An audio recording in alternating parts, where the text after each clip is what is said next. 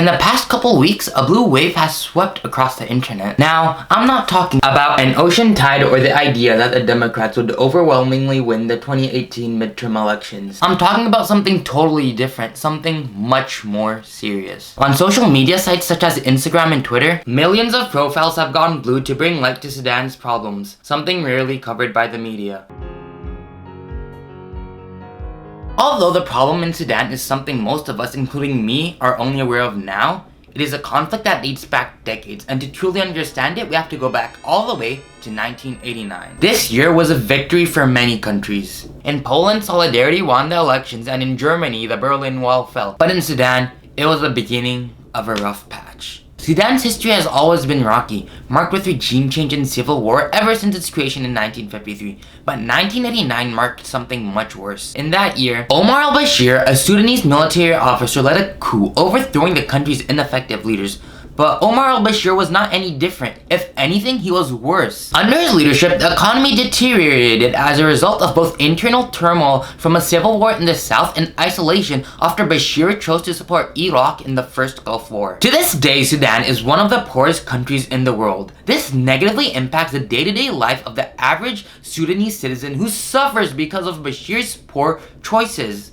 Even worse, Bashir destroyed Sudan's democracy by dissolving the parliament, banning political parties, and strictly controlling the press, essentially becoming a dictator. These actions took away rights that Sudanese citizens once had, rights that would allow the people of Sudan to make the changes they need to live better lives, rights that many of us take for granted. And this was only the beginning. Bashir would only get worse, committing crimes worthy of the International Criminal Court's attention. In 2003, he committed the worst crime: genocide. That year, in Sudan's western region, Darfur, rebel groups rose up against the government by attacking an air force base. In their defense, the rebels felt neglected, as reflected by how underdeveloped Darfur is, lacking infrastructure and development assistance. In response, Bashir and his government armed Arab militiamen, known as the Janjaweed, and tasked them with quelling their revolts. Instead of doing this peacefully, they terrorized the civilians in the region. They pillaged and burned villages, killed civilians, and raped and enslaved women and children. Experts estimate that at least 480,000 people were killed and 2.8 million people were displaced from their homes. It was a humanitarian disaster. So many people died that this event has gone down in history as the first genocide of the 21st century. Because of these crimes, Bashir is the first and only world leader wanted by the International Criminal Court. These events all bring us to the present. Ever since December, Sudan has been protesting against Bashir's rule because of rising food costs and economic mismanagement. They only had one demand: for Bashir to step down. They had had enough of Bashir's rule and felt that it was time to start another government. A democracy. At first they were unsuccessful, but the odds slowly turned towards their favor. For the first time, the whole nation was united against Bashir. The Arabs and the non-Arabs, the working class and the professional class, the rich and the poor, and the Muslims and the non-Muslims.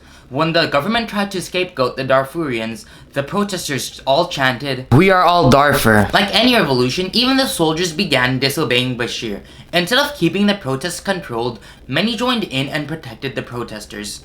Even higher-level officers joined in. Finally, on April 11th, military commanders previously loyal to Bashir outmaneuvered him and forced him to step down. Protesters celebrated, but quickly realized that the nightmare was not yet over. The military was still in charge, and the new leaders were simply Bashir's loyal henchmen. In fact, the new head of state, Commander Dagalo, was the same commander who had terrorized Darfur. He was no better than Bashir. Because of this, protesters were reasonably concerned. They felt that they had beheaded a beast, but another one simply replaced it. During the Arab Spring, Sudan watched dictator after dictator fall, only to be replaced by similar or worse evil, and they feared that they would arrive at the same fate. To prevent this from happening, the protesters in Sudan vowed to keep protesting until the military government handed the power over to a civilian one. Finally, on June 3rd, the unthinkable happened. Lieutenant General Dagalo's unit, the paramilitary support forces, the same unit responsible for the atrocities in Darfur, attacked the protesters. The soldiers were not shooting randomly in the air, rather they were aiming at the protesters and at times even to the head. Women were raped, 118 people were killed, and hundreds more were injured. Furthermore, the army tried to block access to the hospital. There is no nicer way to describe this event than a massacre. Clearly, the military was behind this incident in an effort to subdue the protesters. This reflects what the protesters had feared all along, that the military would try to defend its power even after Bashir's ouster. More than ever, Sudan is at a turning point. After more than 3 decades, it has finally managed to overthrow its harsh dictator, but its future is still uncertain. Like many other countries, Sudan can end up worse than it was before if the military refuses to hand over power to a civilian government. However, democracy is a right that everyone deserves. It allows people to make changes that will benefit their lives and their children's lives and the fate of their beloved country. After months of protesting, the Sudanese people deserve this inalienable right more than ever before, but it seems unlikely.